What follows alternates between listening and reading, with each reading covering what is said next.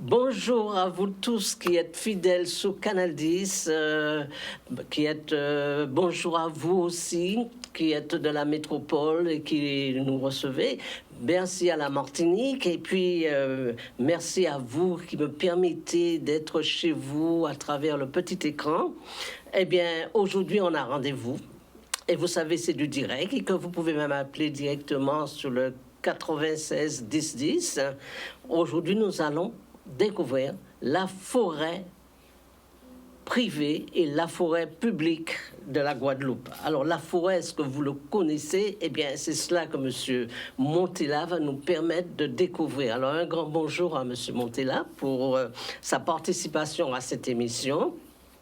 Merci au technicien Jordan qui va animer cette émission avec vous et puis à notre technicien Nicolas Hatchik pour les prises de vue. Alors cette émission, nous allons parler de la forêt. Nous allons vous montrer cette forêt qui est notre patrimoine, notre richesse en Guadeloupe.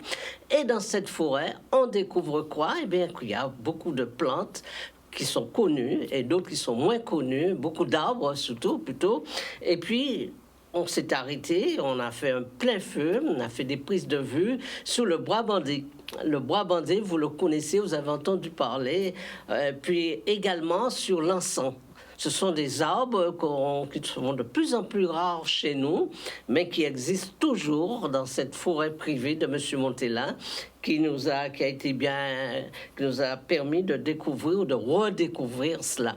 Et c'est cela que nous allons parler dans cette émission. Nous allons parler du bois bandé et nous allons parler de l'encens. Alors, on va commencer par le bois bandé. Vous le connaissez, c'est cette fameuse... alors là, elle est un peu séchée, hein, le bois bandé, parce qu'il faut apprendre à sécher les plantes. C'est présenté d'abord en petites feuilles comme ça. Voilà. Alors, on peut utiliser la feuille, l'écosse, que je vais vous présenter comme ça. On peut utiliser également l'écosse, hein, sous cette forme, bien sûr, hein, voilà, sous cette forme. Et on peut utiliser également la racine. Toute l'arbre va être utilisée. Alors, c'est super intéressant pour les étudiants. Période d'examen, c'est le moment de consommer du bois bandé. On peut l'utiliser pour des grosses fatigues chroniques. On peut l'utiliser pour renforcer notre système immunitaire. Et puis le bois bandé, eh bien, surtout, on le connaît pour ses propriétés aphrodisiaques. Alors, pour les petites pannes sexuelles, pour ceux qui ont des difficultés à l'érection, eh bien, le bois bandé va être vraiment l'arbre approprié. C'est vraiment l'arbre des Antilles qu'on trouve. On le trouve bien sûr en Guyane, mais c'est surtout aux Antilles qu'on va trouver le bois bandé. Et aussi, également, ce bois bandé, nous allons l'utiliser aussi bien les femmes que les hommes, hein, pour les deux côtés. Ça va permettre d'équilibrer ce système hormonal, ça va stimuler nos défenses, ça va stimuler au niveau de nos rapports sexuels.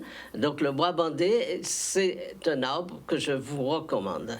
Alors vous pouvez l'avoir sous forme de gélule, ça se vend sous forme de gélule. On peut l'utiliser également en décoction et en infusion également. Et on peut également en faire, comme vous avez vu, prendre les feuilles, les faire sécher, hein, et puis ensuite après faire des petites infusions de bois bandé avec. Alors nous allons découvrir tout ça avec M. Montella parce que lui c'est vraiment un pionnier, c'est également un missionnaire de la forêt privée en Guadeloupe. Vraiment on a pris plaisir à visiter sa forêt et il va nous en parler avec beaucoup plus de détails. Alors en attendant, et puis aussi, je vous ai dit, nous allons parler de l'encens. Mais oui, est-ce que vous connaissez l'encens? C'est un arbre qui est tellement méconnu. Bien sûr, vous le connaissez parce que tous ceux qui sont spirituels vont l'utiliser pour encenser et pour faire sur le plan physique également. Mais savez-vous vraiment toutes les propriétés de l'encens? C'est cela que nous allons partager aujourd'hui. Alors n'hésitez pas, vous, si vous avez des témoignages, si vous voulez avoir plus d'informations et comment utiliser l'encens. Alors d'abord, il faut savoir que l'encens, c'est un arbre. Un arbre que vous allez avec le petit reportage que nous avons fait ensemble, vous allez voir, c'est un arbre où on va un peu prendre dedans la sève et qu'on va utiliser après. Alors, l'encens, d'abord, ce qu'on peut dire de l'encens, c'est un puissant médicament. Et oui, c'est un puissant médicament parce qu'on va prendre l'encens, on va en faire avec soit des huiles essentielles, soit on va faire tout simplement de l'huile, vous allez voir, pour différents types de problèmes de santé. Et puis on va utiliser l'encens également sous forme, vous allez le voir, par exemple dans notre période de pandémie contre le Covid. On m'a souvent posé la question, mais qu'est-ce qu'il y a contre le Covid? Qu'est-ce qu'on peut faire contre le Covid? Alors, moi, j'ai tellement entendu de choses, et des choses qui sont vraies et d'autres qui sont un peu fausses. Mais, par exemple, quand on vous dit qu'il faut garder vos distances chez soi, à la maison, il faut également porter le masque à la maison, bon, tout ça. Mais est-ce que vous savez qu'avec l'encens, ça va vous éviter d'avoir ce virus dans votre maison? Parce que l'encens, c'est une plante contre les virus, les bactéries. L'encens va avoir une première propriété, c'est qu'il va assainir votre maison, il va assainir l'air, et que quand vous avez un peu d'encens, soit sous forme d'huile essentielle, soit sous forme d'huile chez vous dans votre maison, eh bien sachez que tout ce qui est mauvais bactéries, tout ce qui est négatif, tout ce qui est virus, vont être détruits dans la maison. Mais oui, alors le conseil que je peux vous donner dans cette période de pandémie, dans cette période de crise, c'est d'acquérir les huiles essentielles d'encens et d'en mettre dans votre maison. Et vous pouvez aussi, si vous n'avez pas l'huile essentielle, vous pouvez récolter de l'encens, eh bien, vous pouvez le mettre à macérer ou mettre légèrement en bain-marie, pas trop chauffé, de l'huile de coco que vous allez mélanger avec de l'encens.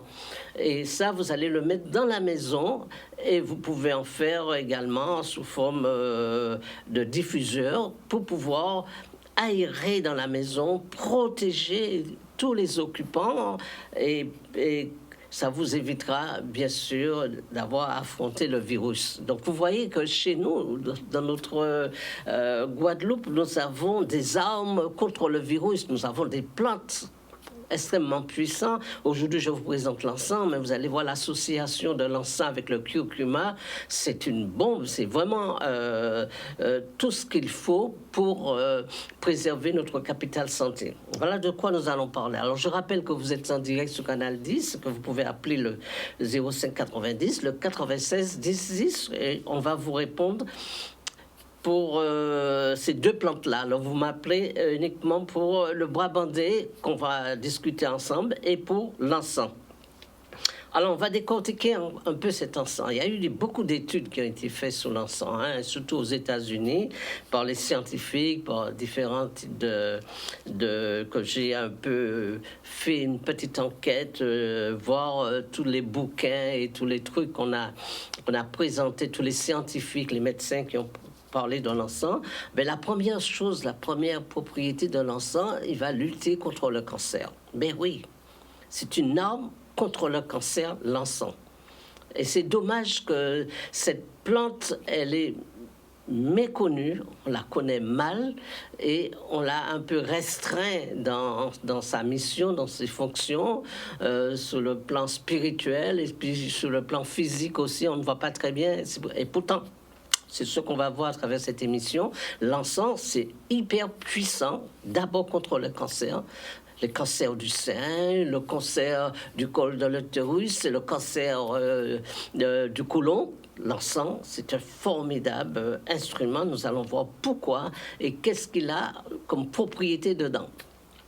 L'autre fonction, l'autre mission de l'encens, c'est qu'il est anti-inflammatoire. C'est un puissant anti-inflammatoire. et que vous allez pouvoir l'utiliser, parce que l'encens, vous savez, on le fait sous forme de gélule, vous allez pouvoir l'utiliser sous forme de gélule, mais l'encens, si vous faites des macérations d'encens, par exemple dans de l'huile de coco ou dans de l'huile d'olive vierge, pas de l'huile raffinée, surtout pas, et pas de l'huile, je veux dire de l'huile un peu avec des odeurs raffinées, des huiles, non, il faut que ce soit une huile pure. Hein, l'huile de coco de préférence et l'huile d'olive, eh bien vous allez utiliser l'encens pour tous les problèmes au niveau les problèmes de peau et surtout pour les douleurs. Hein. Vous allez l'huile d'encens pour vous frictionner là où vous avez les douleurs. Donc c'est un anti-inflammatoire puissant. Et l'encens va beaucoup aider les gens qui ont le cancer et qui suivent des traitements de chimiothérapie ou de radiothérapie. L'encens va être vraiment un apport efficace pour ce type de terrain. Alors, c'est un anti-inflammatoire. On va l'utiliser pour renforcer notre système immunitaire. Voilà là où je veux venir avec vous. Vous savez, la première chose de l'encens, il va renforcer votre système immunitaire. Donc, contre les bactéries, contre les virus, pour tous ces problèmes-là, eh bien, l'encens va être vraiment le médicament approprié pour cela. Et puis, l'encens aussi, vous savez, pour tous les problèmes respiratoires, pour les bronches, pour la gorge, tout cela avec de l'encens, mais oui, avec de l'encens que vous allez pouvoir utiliser. Alors, c'est à travers cette émission aujourd'hui, je vous propose de refaire connaissance avec cette plante parce qu'on n'en parle pas assez, on ne la connaît pas très bien. Alors, l'encens, vous pouvez l'utiliser avec un diffuseur chez vous.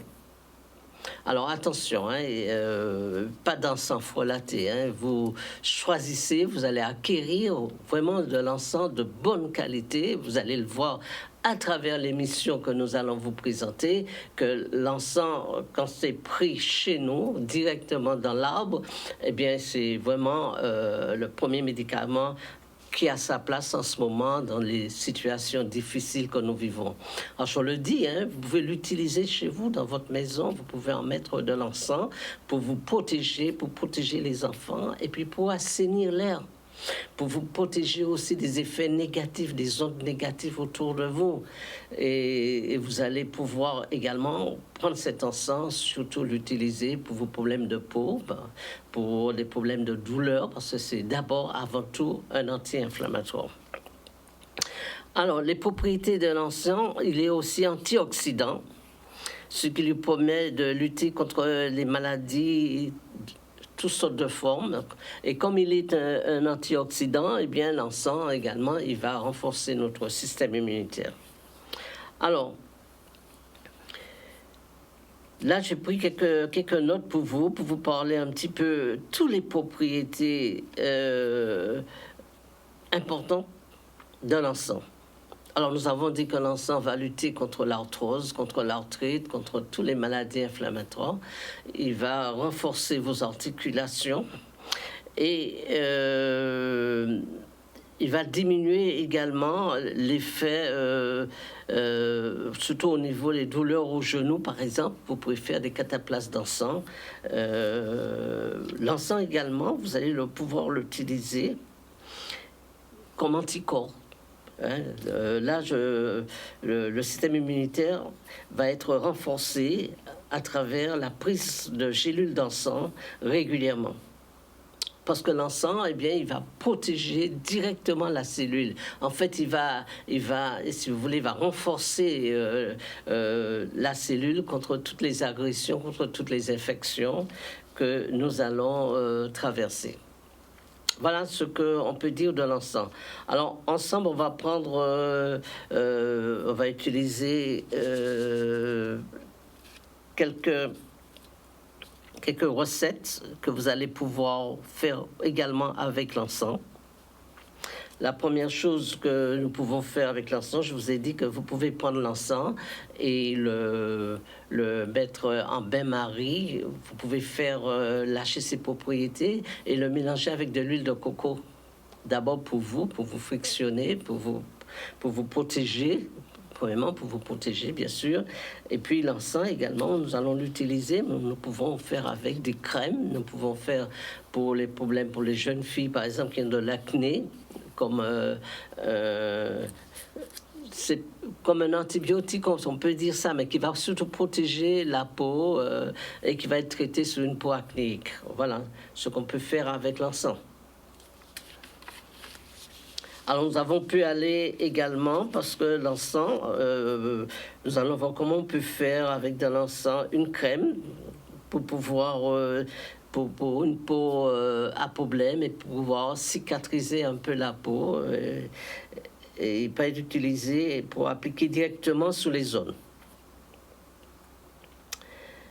Alors, on va associer l'encens avec le beurre de karité. Ce sont les crèmes qu'on va pouvoir utiliser pour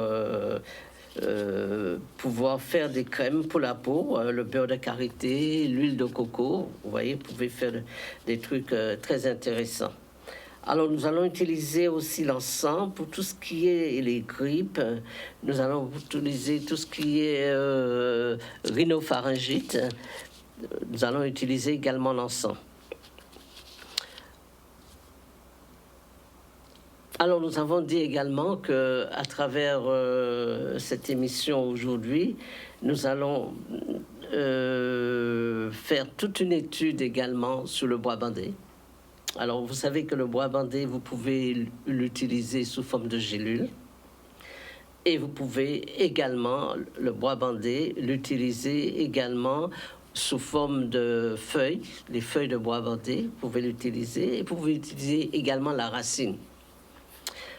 Alors, toutes ces plantes que nous découvrons, eh bien, nous avons pu le découvrir à travers la forêt. Et c'est ce que nous allons pouvoir vous présenter avec M. Montella, que nous avons fait une interview, qui nous a présenté justement le bois bandé. Nous avons rendez-vous avec M. Montella. Nous sommes à Bis-Sainte-Rose. Le quartier Bis, c'est un quartier très rural, mais aussi très touristique et qui commence à prendre du développement. Alors, je vais vous présenter aujourd'hui M. Montella, qui est lui un guide forestier, président de la forêt privée, et il fait aussi de l'écotourisme. Et puis c'est lui qui a surtout lancé, je veux dire, le bois bandé et la forêt privée en Guadeloupe. Alors, Monsieur Montella, bonjour. Comment tu vas, mon ami? Comment ça va? Très bien, comme on dit. Je te vois toujours en pleine forme, comme toujours. La forme, avec les produits de la forêt, tu es obligé d'avoir la forme, hein? Voilà. Oui, tout à fait, oui. Mais tu es un homme que j'admire beaucoup parce que tu vis comme cela, en symbiose avec la nature, et tu n'es pas contaminé par quoi que ce soit de moderne. Tu restes un terrien et tu vis de ton patrimoine. Tout à fait. Théoriquement, la zone est très forte parce qu'il faut savoir, bon, je me présente d'abord, je m'appelle François Montella, je suis le président de la forêt privée Guadeloupe et j'ai créé l'organisation, le syndicat des propriétaires forestiers privés en 2009. Et depuis 2009, suite au cyclone Hugo, en 1989, je suis remonté en pleine forêt. Et de là, j'ai eu l'idée de réfléchir sur un peu ce que c'était véritablement notre environnement et notre forêt. Donc du coup, j'ai développé une série de produits autour de la forêt. Et de ce fait, j'ai créé ce qu'on appelle l'écotourisme Montella, j'ai créé ce qu'on appelle Tropical Environment Conservation, c'est-à-dire Tropique Paysage Suivi. Et j'ai créé aussi, en parallèle avec ça pour la Caraïbe, une association de défense des forêts de la Guadeloupe et de la Caraïbe. Alors, première question que je vais te poser et que tout le monde va se poser, la forêt privée en Guadeloupe, c'est quoi? Bien, c'est quand même un patrimoine que nous possédons. Et la superficie et la forêt privée en Guadeloupe, c'est 41 800 hectares. Et ce qui est détenu par 21 000 propriétaires forestiers qui connaissent mal leur patrimoine. La propriété forestière privée, c'est quelque chose d'énorme. Car c'est en fait par rapport à ce qu'on appelle les secteurs économiques dans tout pays, il y a bien sûr à développer les différents volets du secteur économique. On a fait quand même travailler beaucoup le primaire et le tertiaire. Et on a oublié le secondaire. Et le secondaire nous amène à dire qu'à partir de la forêt et des produits forestiers, on peut développer une véritable économie. Alors, en tant que président de la forêt privée, alors quel est exactement ton rôle, ta mission? Alors, tout d'abord, tout syndicat est amené à défendre ses adhérents et à défendre et à protéger et à servir d'interlocuteur au niveau des services administratifs et de l'État. Donc, moi, je siège à plusieurs commissions qui sont, enfin, on va les énumérer, puisque je suis en relation avec la DAF, avec la DIAL, avec ce qu'on appelle l'association, ou plutôt l'office de l'eau, l'office aussi de la biodiversité, qui est quand même des offices qui ne sont pas de biodiversité, qui représentent un peu et qui, parallèlement à ça, nous aident à développer et à valoriser notre patrimoine avec tout ce que bien la faune, la flore, le côté aquatique et même, je pourrais dire, tout ce qui est tellurique. Parce que vous savez, maintenant, les gens viennent et passent chez nous, et même nous-mêmes, nous sommes des endogènes, nous devons pouvoir valoriser et prendre et tenir en compte ce qu'on appelle cette valeur que nous avons. Au lieu d'aller ailleurs, faire nos soins, nous avons la possibilité ici de faire quand même nos soins sur place. Voilà. De développer le bien-être. D'accord, donc on va avoir tout à l'heure, on va visiter la forêt et tu vas nous présenter un petit peu ce que c'est que la forêt privée. Mais autre chose que tu fais et aussi, c'est que tu fais de l'écotourisme. Alors parle-nous un peu de l'écotourisme, c'est quoi exactement? Bien, le concept de l'écotourisme, ça fait des années, ça fait plus de 20 ans que ça existe. Je ne sais pas si on a eu à entendre parler de certain monsieur qui a été, on peut dire, le mentor et le maestro de l'écotourisme à Guadeloupe. C'est un monsieur qui malheureusement nous a quittés, Feu Éric Routin. Il avait organisé en 2007, je crois, oui bien sûr, en 2007, ce qu'on appelle la grande conférence de l'écotourisme en relation avec l'organisation caribéenne du tourisme, c'est-à-dire la conférence internationale de l'écotourisme de la Caraïbe, où il y avait 33 pays et où j'ai participé. Alors donc l'écotourisme, c'est un vecteur d'une économie aussi qui permet de mettre en symbiose ce qu'on appelle écologie et tourisme, c'est-à-dire écologie et argent, quoi. Puis on peut parler, parce que le tourisme c'est argent, hein, puisque on peut dire c'est la troisième puissance économique sur le tourisme. Alors, en plus de cela, tu es un spécialiste du bois bandé. Tu cultives et tu commercialises le bois bandé. Alors parle-nous un petit peu de cette activité que tu as.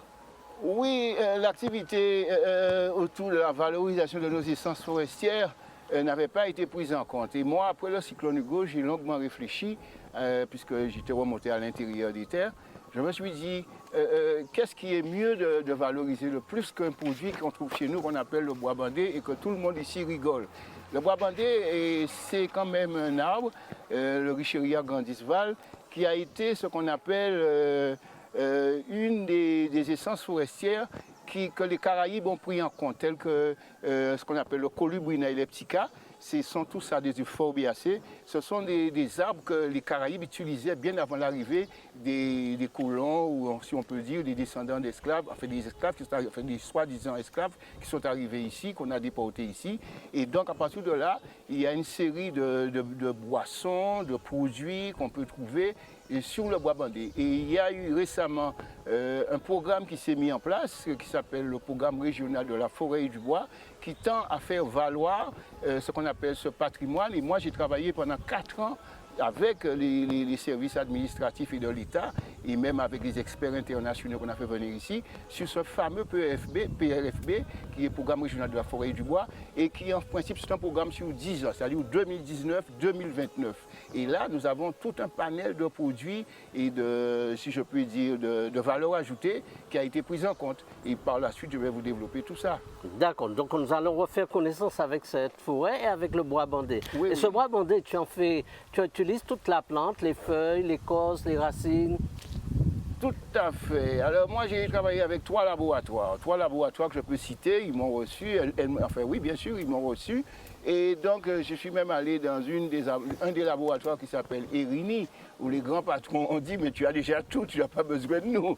Alors je leur ai dit mais attendez, vous me dites ça, mais je viens à la recherche quand même de personnes qui peuvent éventuellement me donner la validation et l'agrément. Parce que jusqu'à maintenant, les essences de chez nous n'avaient pas été validées. Il se trouve que bon, j'ai fait appel aussi à ce qu'on appelle à l'INAO, qui est l'Institut national des agréments. Et donc, je suis en train de passer avec le bois bandé sur ce qu'on appelle un IGP, c'est-à-dire une indication géographique protégée. Ce sont des labels qu'on vous donne pour que vos produits soient reconnus à l'international. Et jusqu'à maintenant, ça n'avait pas été fait, et c'est moi qui ai fait la démarche à ce niveau-là. Voilà. Donc tu transformes le bois bandé sous forme de gélules, sous forme de... Comment tu le commercialises? Alors, comme nous savons que tout ce qui est produit, ce qu'on appelle nouveaux aliments, si on l'a médicaments, il faut avoir, pour quand même protéger les populations ou les gens à qui on fait profiter de ces produits-là, il faut avoir des attestations, des certifications. Donc c'est là-dessus que j'ai fait un gros travail. Et maintenant, et comme je participe énormément à des foires, et vous savez que pour participer à des foires, il faut quand même valider, il faut quand même donner, montrer patte blanche, il y aura tout ça, pour que vos produits n'aillent pas ce qu'on appelle intoxiquer les gens. Donc j'ai développé du sirop en premier lieu, parce que le bois bandé, je le consomme, je fais en profiter, je fais consommer le bois bandé sous forme de sirop, sous forme de pont, sous forme d'alcool. Mais je suis en train de passer à une autre vitesse, puisqu'on a reconnu les copeaux de chêne, je suis en train de faire reconnaître les copeaux de bois bandé pour les licorices, parce qu'on ne peut pas quand même dire qu'on fait du rhum vieux ici, ou des alcools vieillis, qui sont vieillis avec des fûts de chêne. On a suffisamment d'essence ici pour faire valoir un peu ce potentiel et faire vieillir nos alcools ou nos produits à partir d'une essence qui est locale pour qu'on puisse garder véritablement une certaine traçabilité ou un certain côté naturel, puisque le bois bandé est un arbre endémique des petites Antilles et tout particulièrement de la Guadeloupe. Vous savez, dans les grandes Antilles, on trouve bien sûr du bois bandé, mais sous une autre forme, enfin sous un autre nom. Mais c'est toujours le même bois bandé qui est un effort biacé. C'est-à-dire que vous avez des bois bandés de basse altitude et de haute altitude.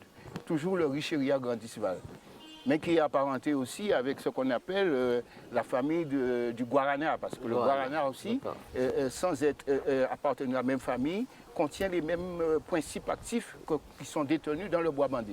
Donc le bois bandé, c'est un stimulant, c'est un diurétique, c'est un vasodilatateur, c'est un anti-stress, c'est ce qu'on appelle aussi un antibactérien.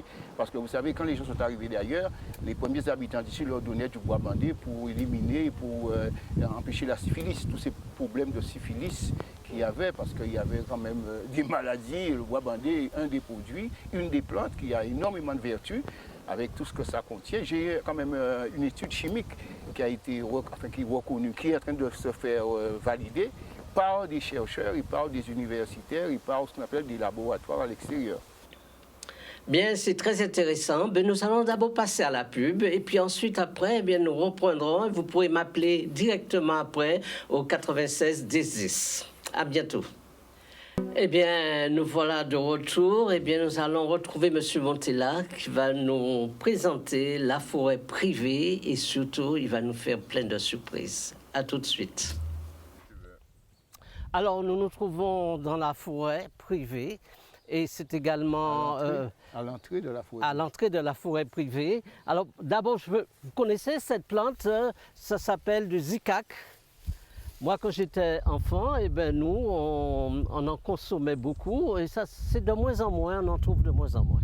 Oui, tout à fait, mais parce qu'il y a des altitudes, parce que chaque arbre ou chaque plante ou chaque arbuste a ce qu'on appelle des strates. Des strates, c'est le niveau sous lesquels il se développe.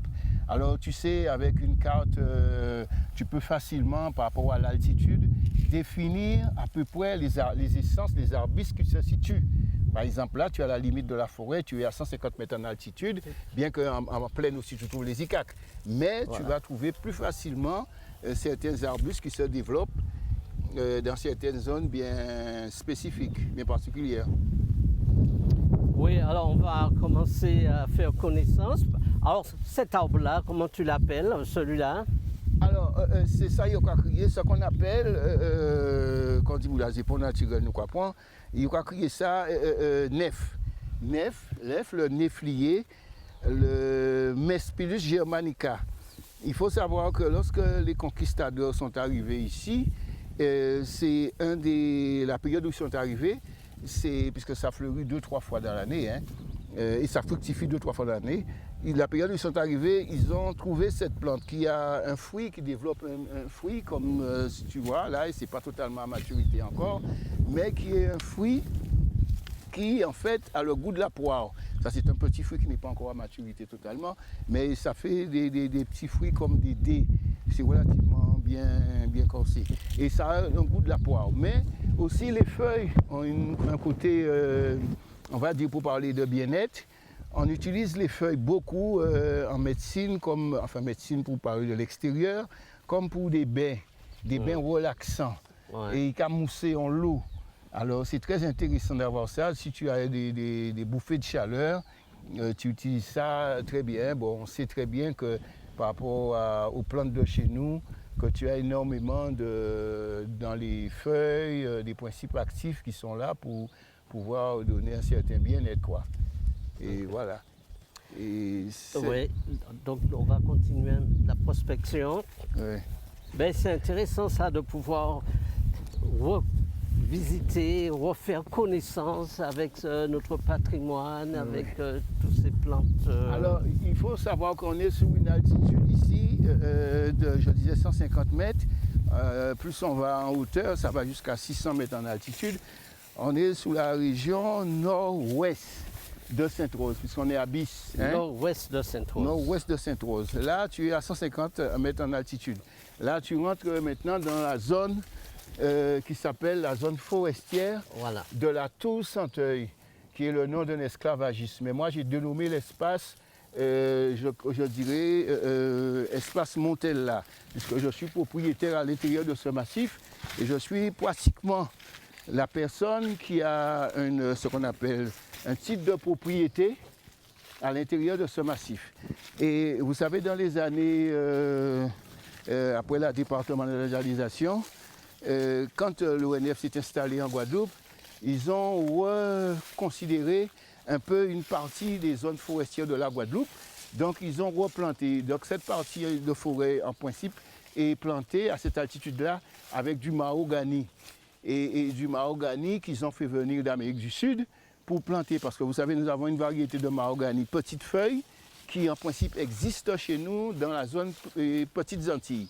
Et dans les Grandes Antilles, vous trouvez ce mahogany grande feuille qu'on a fait venir et qui en fait a été planté ici. D'ailleurs, j'ai mon grand frère qui avait 8 ans de plus que moi, et comme des gens, parce que je suis né en 1952, il a eu à participer à 8 ans, parce que les enfants venaient aider leurs parents à planter, puisque c'était un travail qu'on leur proposait, de venir planter, et de boiser les terres et tout, parce que les bois qui ont été coupés, c'est une parenthèse, les bois qui ont été coupés pour servir de bois d'énergie, bois énergie comme on dit, c'était pour faire tourner les usines.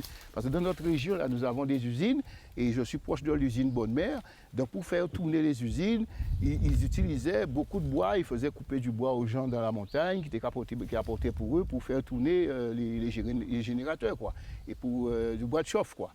Et donc voilà. Et sur ce massif-là, nous avons, je le dis, pour toutes les personnes qui sont propriétaires fonciers forestiers, pour qu'elles sachent qu'elles ont une valeur, qu'elles ont un patrimoine. Donc nous avons là beaucoup d'arbustes qui servent énormément à qui sont partie de la pharmacopée, bien sûr, celui-là, par exemple. Et qui font partie, il faut prendre des essences qui sont primées, parce que celles qui sont reconnues, qui sont primées, parce que pratiquement toutes les essences sont utilisées. Tu sais, il y a des gens qui font du charbon, il y a des gens qui font médecine rasier, plante rasier, docteur plante, quoi, comme on va dire. Et ces gens-là prennent, par exemple, je prends un exemple, nous achetons de l'encens. Mais vous savez, sur cette altitude-là, vous avez beaucoup d'arbres comme de l'encens. Je vais vous montrer, il y a la différence entre le gommier et l'encens. Hein. Alors, l'encens est farineux, là, c'est un jeune arbre. Mais vous verrez, sur tout le long du parcours, vous allez trouver des plants d'encens, vous allez trouver énormément de plantes à graines, d'arbres à graines. Donc on peut utiliser les feuilles alors? Alors oui, mais c'est surtout ce qu'on appelle la résine. La résine, ce qu'on appelle la résine, puisque les gémeurs, les gens qui récupèrent la sève de l'arbre, comme l'EVA, comme tout ça, comme ce que j'appelle la gomme, là, hein, eh bien, ils saignent l'arbre, ils font une incision sur l'écorce, sur le tronc. Là, c'est un jeune arbre, je vais te montrer un gros arbre. Oui, d'accord. Et ils font une incision et là, ça secrète une sève et avec l'oxydation se produit et après tu récupères cette sève et après tu fais de l'encens.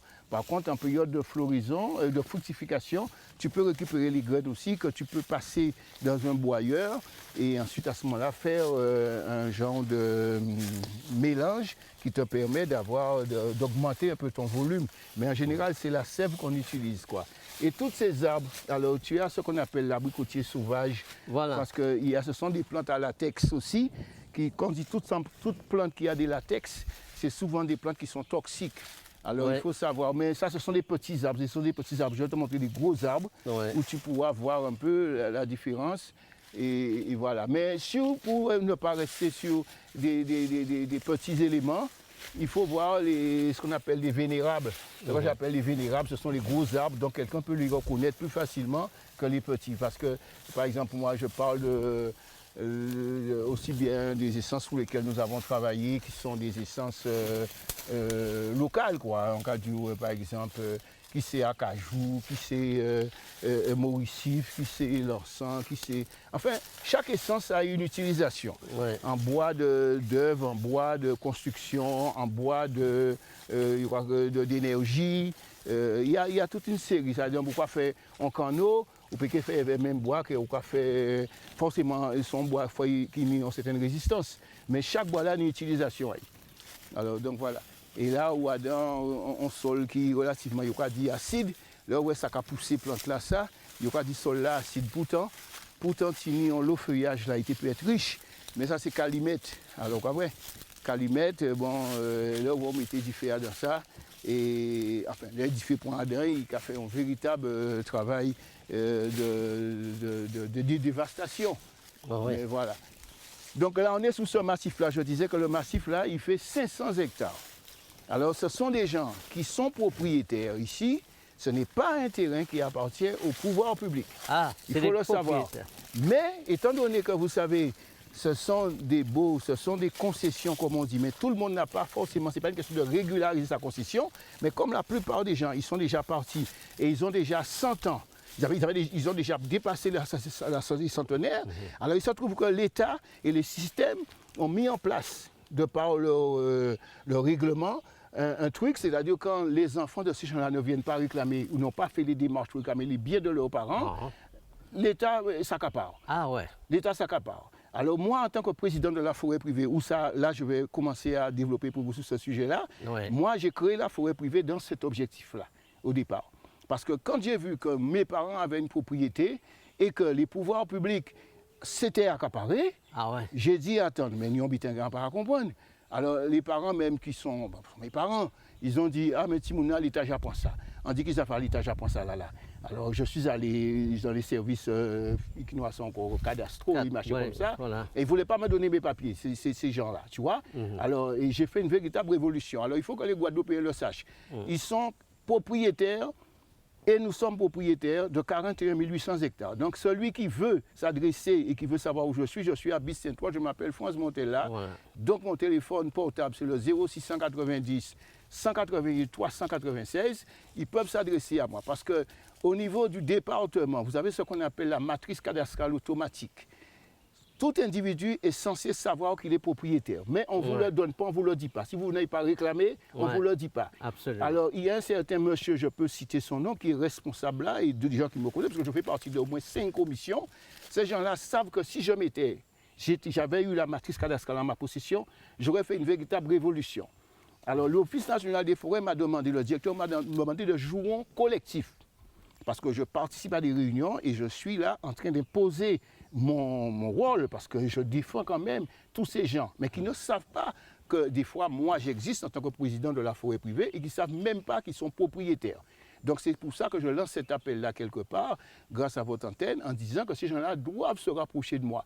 Parce que s'ils ne vont pas chercher leur bien, on ne va pas leur dire qu'ils ont le bien. Voilà. Et l'État va s'accaparer. Mais l'État ne peut pas s'accaparer parce qu'il y a jurisprudence.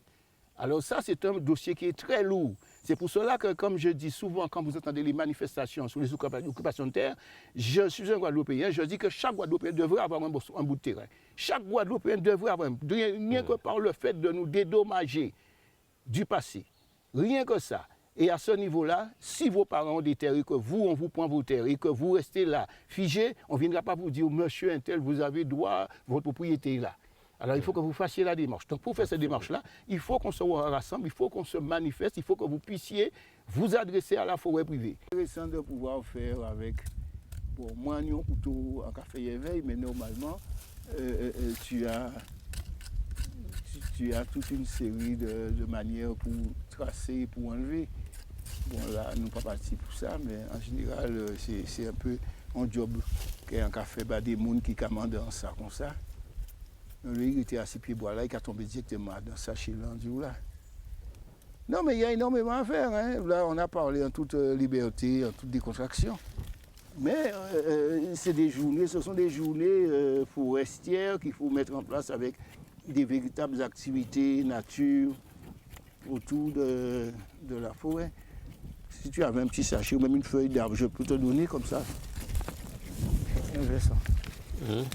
Voilà. Tiens, mets-le dans ça là pour moi. Non, ouvre la page plutôt. Attends, et fais-le comme un cornet. Ouais. Fais-le comme un cornet. Donne-moi ton papier là. Allez, tu mets ça. Ouais. Non, dans l'autre sens, dans l'autre sens. Fais-le depuis de l'angle. Attends, je vais faire pour toi. Ouais, tiens. Tiens le couteau pour moi. On cornet pistache. Tiens. Ah ben attends, je pose là-dessus là. Donne-moi l'encens. Un cornet pistache. Ah, ça sent de l'encens. C'est vraiment de l'encens pur.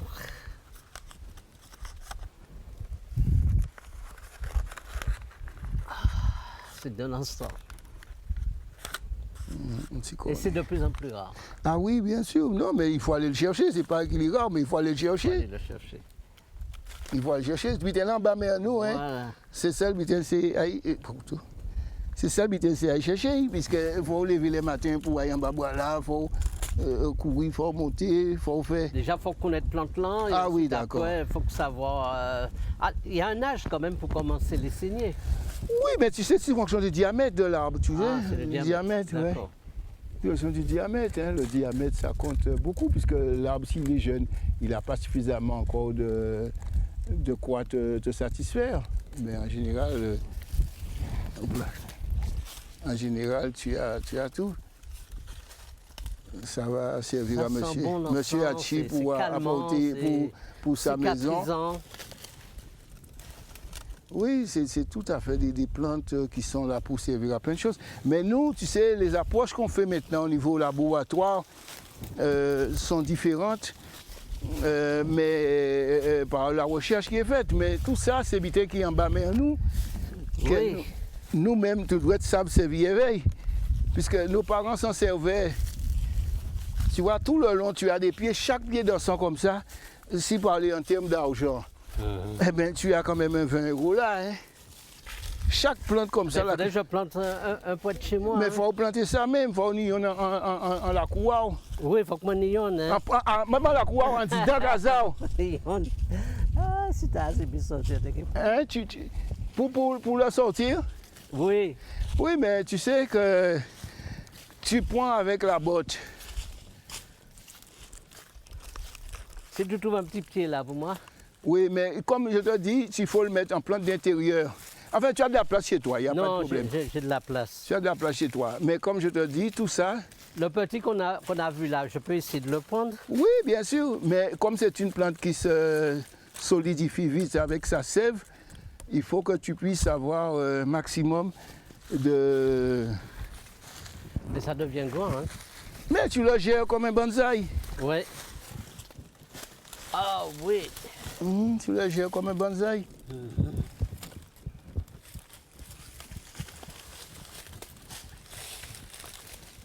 Alors, les gens courent après ça, ils recherchent ça, tu vois, chez compte l'endroit où on vend les trucs, compte parfum là. La dame m'avait demandé, ça c'est mon attiment. Dans ça, on te dit, en café, enfin, un peu pour cuire ça. La liane naturelle. Ah oui, oui, bien sûr. Et avec ça, on fait du rotin. C'est avec ça qu'on fait du rotin, il y a crié, là, avec là, il vient gros. Parce qu'il y a des choses qui sont arbustes et qui deviennent des arbres. Et en décoration, il y a machin qui servi avec ça. Il y a l'autre activité ou quoi faire dans tout ça, hein. On l'oublie.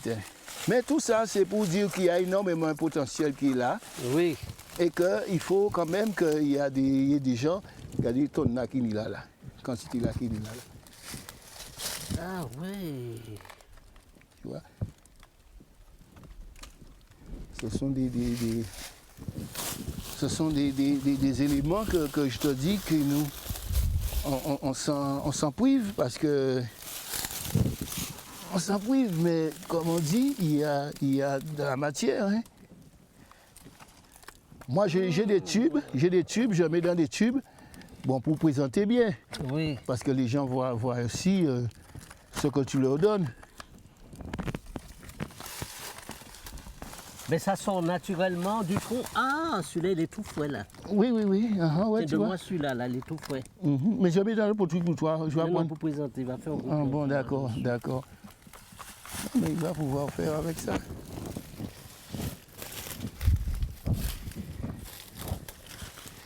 Oui, mais l'approche que je te dis que tu as lieu de faire, c'est de toujours répertorier par rapport au massif Oui.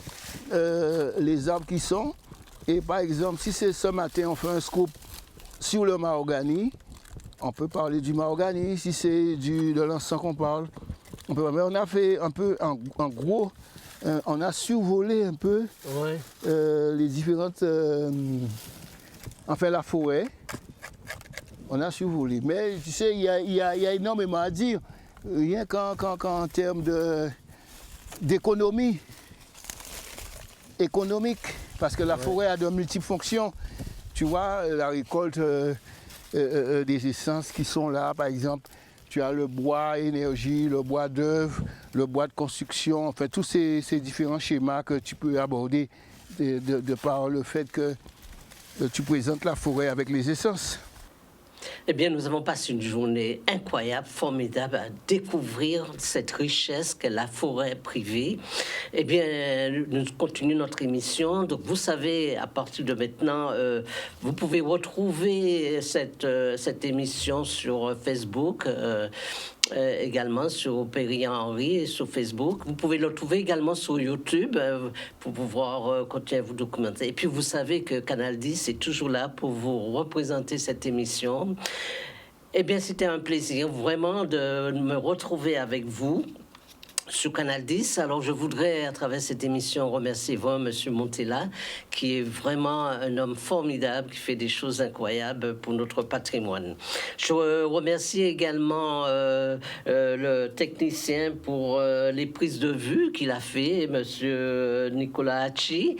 Et puis, je remercie également notre technicien pour cette émission d'aujourd'hui et à toute l'équipe qui nous a aidés à vous présenter cette belle émission. Alors, restez fidèles à cette émission que vous me retrouvez tous les samedis de 10h à 11h et puis du direct au 96 10 10 pour vous donner encore plus de cadeaux sur tout ce que nous faisons en Guadeloupe. Mais merci à vous tous pour votre fidélité et merci également pour Canal 10 pour cette émission qui nous donne. À très bientôt, à samedi prochain.